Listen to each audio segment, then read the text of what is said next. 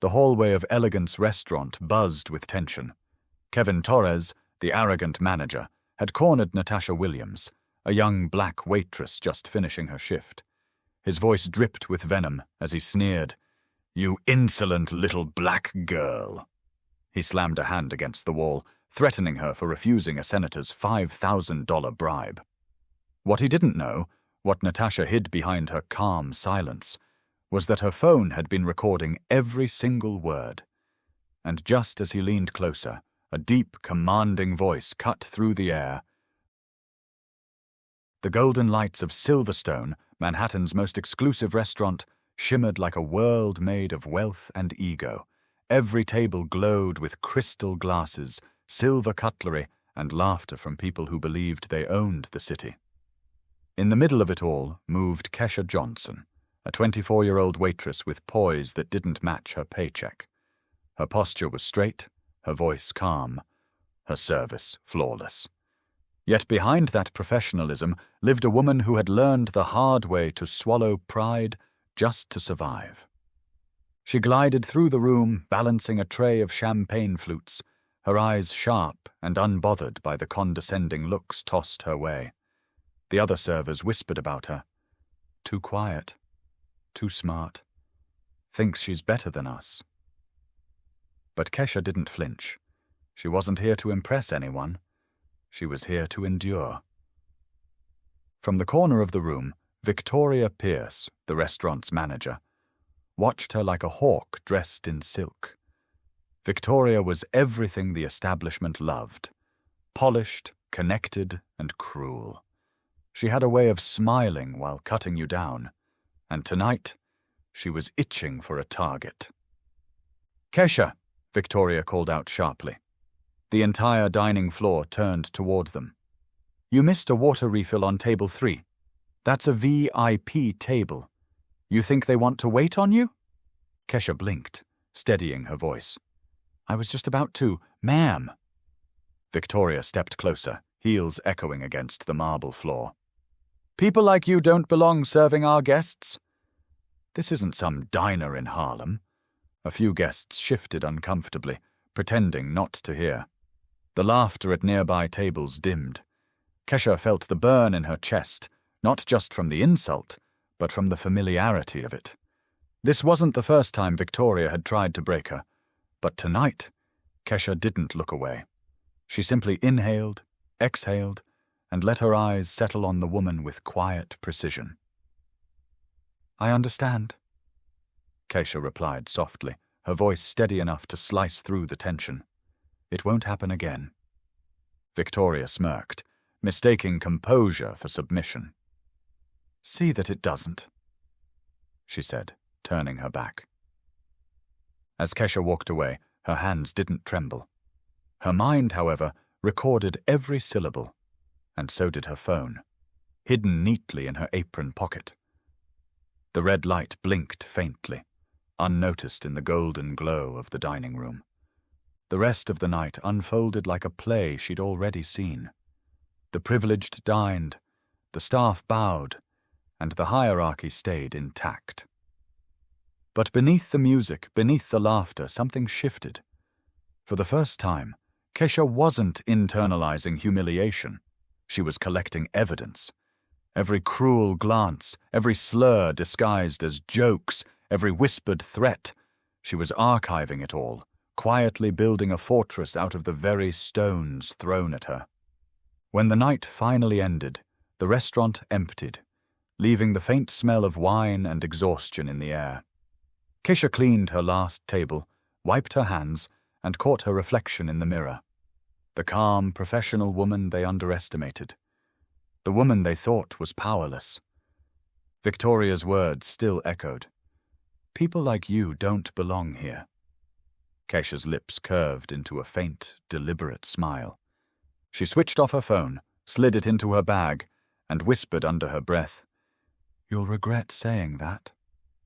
As the city lights reflected off the windows and the last sound of heels faded into the night, Kesha walked out into the cold Manhattan air, unshaken, unbroken, and quietly planning her next move. She smiled, But that smile wasn't forgiveness. It was the start of a plan. The next evening, the glow of Silverstone returned, but tonight felt heavier. The echoes of Victoria's insult still lingered in Kesha's mind, yet she wore her calm like armor. Her crisp white shirt and neatly tied apron were the only shields she needed. She reminded herself, composure is power, and sometimes silence screams louder than rage. As the first wave of guests filled the dining hall, the door opened for someone different. A tall man in his mid-30s entered, sharp suit, confident stride. James Hartwell, one of the most talked-about philanthropists in Manhattan. His family name was whispered with both respect and curiosity. But what caught everyone's attention wasn't the man himself. It was the elderly woman beside him, gently holding his arm. She was Dorothy Hartwell, James's grandmother. Her kind eyes darted around the elegant room, filled with chatter and clinking glasses, but her face remained blank to it all. Dorothy was deaf, and though she smiled politely, the noise around her meant nothing. The world she inhabited was silent, and in that silence, she often felt invisible. James approached the hostess stand, his tone friendly but firm. "We'd like a quiet table, somewhere comfortable for my grandmother." Victoria, ever eager to impress the rich, glided forward. "Of course, Mr. Hartwell," she said with a practiced smile. "We'll take the best care of you." She turned to a random waiter, but James's gaze shifted. His eyes followed Keisha, who stood at another table carefully arranging glasses with precision that bordered on art. "That young woman," James said, pointing subtly. "Can she serve us?" Victoria's smile froze for a half-second. "Her? She's new, but if you'd like—" "I'd prefer her," he interrupted, already guiding Dorothy toward the table. For a brief moment, Victoria's polite facade cracked. Her jaw clenched, her pride stung. She forced a smile. "As you wish." Kesha caught the exchange and took a quiet breath before approaching. "Good evening, Mr. Hartwell." "Mrs. Hartwell, welcome to Silverstone. My name is Kesha, and I'll be your server tonight." Her voice carried the kind of grace that came from patience, not privilege. Dorothy looked at her, confused by the words she couldn't hear. Her fingers twitched, moving slightly in the air. Fragments of sign language, half-formed, unanswered. James sighed. "She can't hear you, I'm afraid." It's been hard for her, especially in places like this. Kesha hesitated for a second, then smiled gently. Without another word, she set down her notepad, placed her hands before her, and began to sign. "Good evening, Mrs. Hartwell. My name is Kesha. You look beautiful tonight." Dorothy froze. Her eyes widened, and her hand rose to her chest. Then, slowly, a trembling smile formed on her lips. Her reply came through graceful movements of her hands, fluent, full of relief. "You know sign language?" Kesha nodded, her fingers moving swiftly. "Yes. My younger sister was born deaf. I learned for her. For the first time all evening, laughter, silent but radiant, bloomed on Dorothy's face. She reached across the table and held Kesha's hand, tears glistening in her eyes. James, watching the exchange, blinked in disbelief. You sign?" he whispered. "Yes, sir," Kesha said softly. "Communication shouldn't depend on sound." All around them, the restaurant seemed to pause. Guests turned their heads. Conversations faded. Even the waitstaff stood still. In that elegant, elitist dining hall, a young black waitress was doing something no one else had bothered to do, making someone feel seen. Victoria, standing by the host's podium, felt her stomach twist. The same woman she'd humiliated last night was now the center of admiration, and not for defiance, but for humanity. Throughout dinner, Dorothy glowed with joy. She asked Kesha questions about her sister, about life, about the world she couldn't hear but loved to feel. Kesha responded with a blend of words and signs, every gesture graceful, authentic, deeply kind. The other diners began whispering, not mockingly this time, but in awe. When dessert arrived, James looked at Keisha with genuine gratitude. "I haven't seen her this happy in years," he said. "You didn't just serve us, Kesha. You gave her a voice." Kesha lowered her gaze humbly. "Sometimes all people need is for someone to listen, even in silence." For the rest of the night, Victoria's usual arrogance melted into quiet panic. She watched Kesha move through the restaurant with the kind of presence no title could grant. The staff that once whispered behind her back now stared with new respect. When the Hartwells finally left, Dorothy insisted on writing a note herself. Her handwriting was shaky, but clear. "Thank you for speaking to me. Not at me. You reminded me I'm still part of the world." Kesha folded the note carefully and slipped it into her apron pocket, feeling something shift deep inside her. She had done nothing extraordinary. She had simply cared. But in a place that rewarded cruelty and image, kindness itself was rebellion. As she turned to clean the now empty table, she caught Victoria's glare from across the room, sharp, venomous, trembling with envy. And in that look, Kesha realized something. This wasn't over. What was supposed to be a simple dinner became the moment everything changed. The clock on the wall ticked past midnight as Keisha stepped into Victoria Pierce's office, a sterile room lit by cold fluorescent lights. The polished wooden desk gleamed under the harsh glow, a silent symbol of authority. Victoria sat behind it, a steaming cup of coffee untouched beside stacks of evaluation forms, her eyes narrowing the moment Kesha appeared. "Sit down," Victoria barked, though her tone carried more irritation than professionalism. "We need to talk about your performance tonight." Kesha remained standing, calm, eyes level with the woman who had spent years thinking herself untouchable. She had learned early on that power often tries to intimidate, to force compliance through fear. But Kesha's training, 8 years of navigating hostile systems to protect her younger sister, had taught her that calm observation could be more dangerous than any outburst. Victoria leaned back, clasping her hands together. "I've run this restaurant for 12 years. I know the place. I know everyone's place. People like you." Her words faltered slightly, as if rehearsed arrogance couldn't quite mask the venom beneath. "Need to understand limits. Limits, ma'am." She spat, a deliberate taunt. "Yes, ma'am," Kesha replied smoothly, her voice controlled, her expression serene. Her hands rested on the edge of the desk, unshaking. On the surface, compliance. Beneath it, strategy.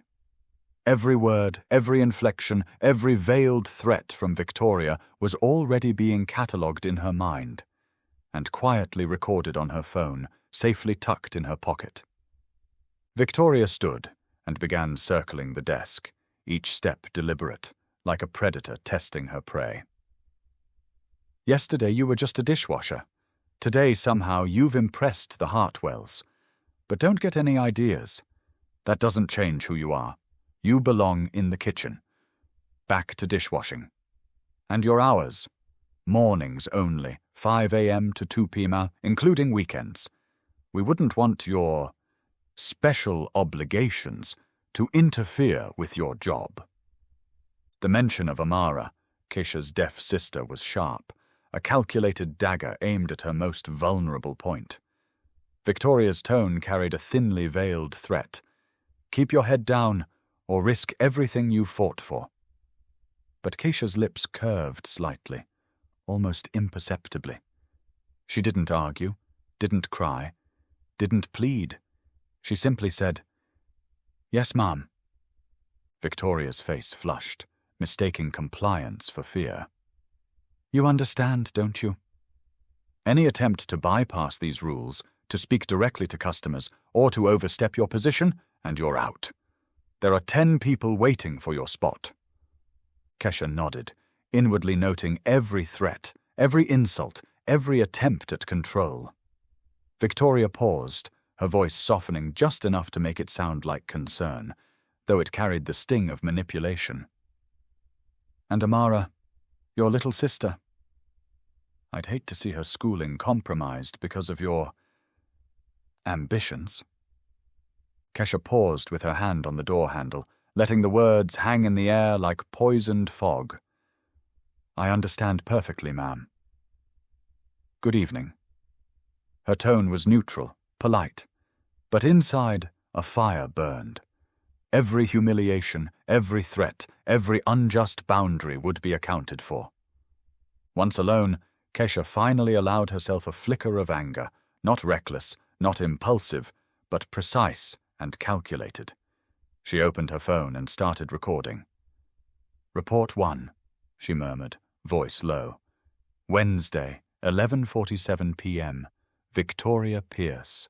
Direct threats, racial discrimination, blackmail involving my sister's disability."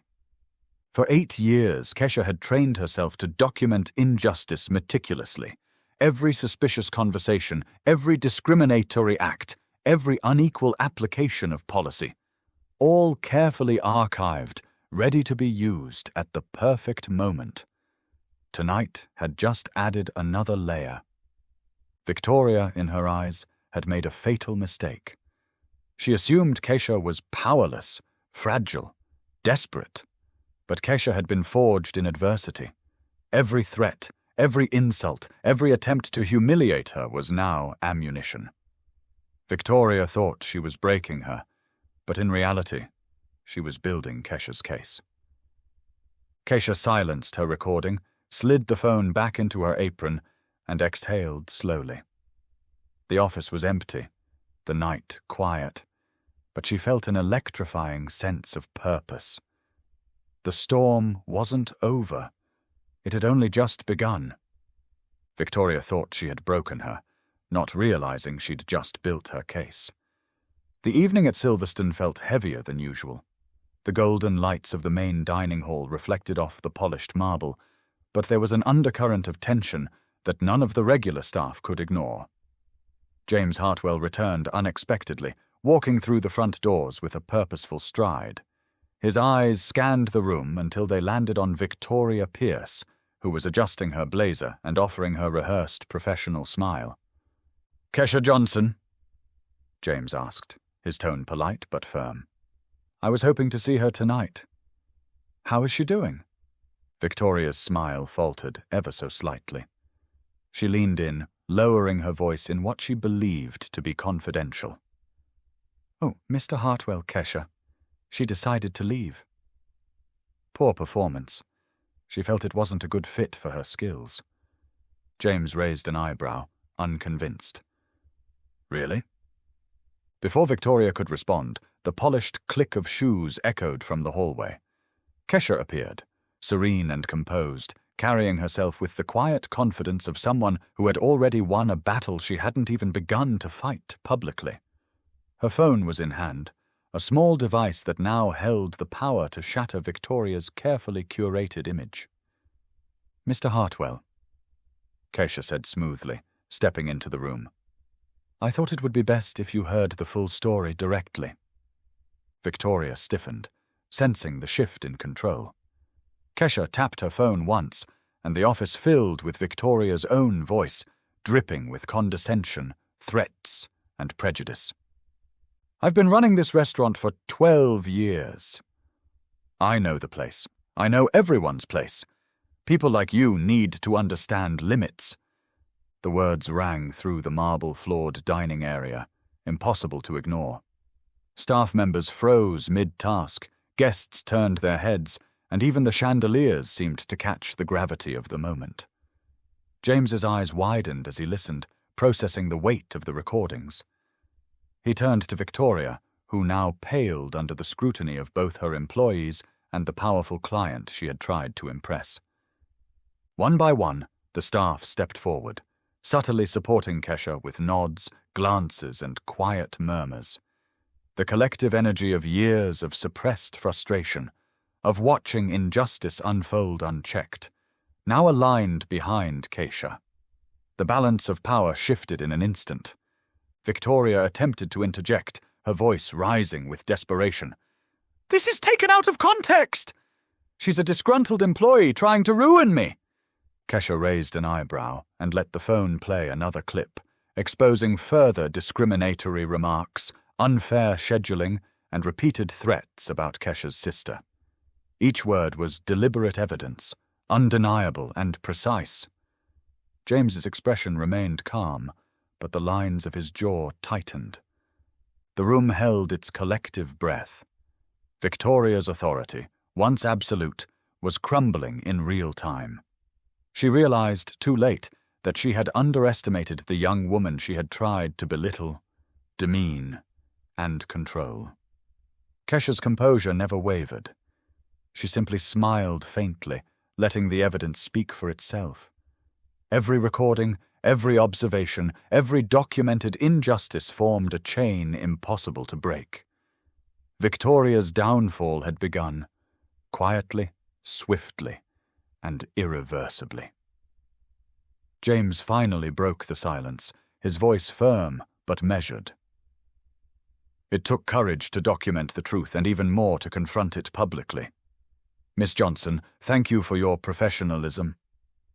He turned to Victoria, who now struggled to maintain even a semblance of composure. We will be taking appropriate action regarding these matters immediately.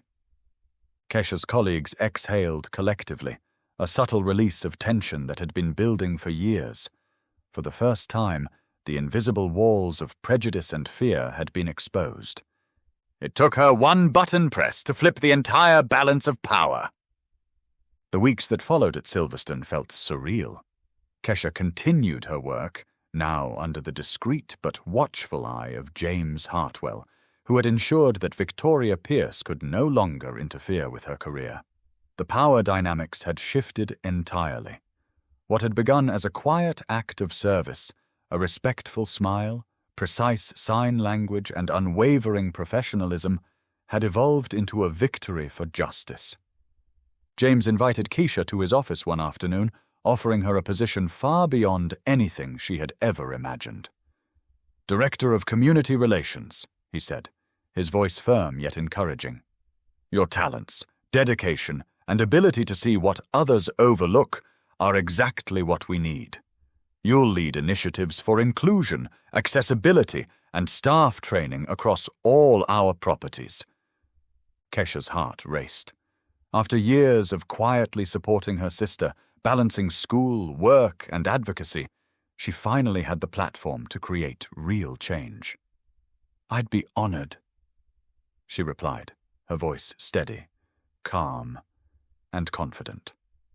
Her first initiative was transformative, a sign language training program for all staff, ensuring that deaf and hard-of-hearing guests felt fully included in their experience. Hotels under the Hartwell brand quickly adopted the program, and soon hundreds of employees across the country were communicating fluently with guests who had long been overlooked. Meanwhile, her younger sister Amara thrived. With the scholarship James arranged, she enrolled in a prestigious university program for graphic design, her talent finally receiving the recognition it deserved.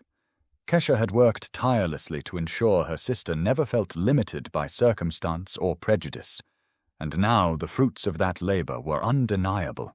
Victoria Pierce, on the other hand, faced a starkly different reality. Fired from Silverstone, blacklisted across Manhattan's hospitality industry, and humiliated by the viral recordings of her own words, she struggled to find employment.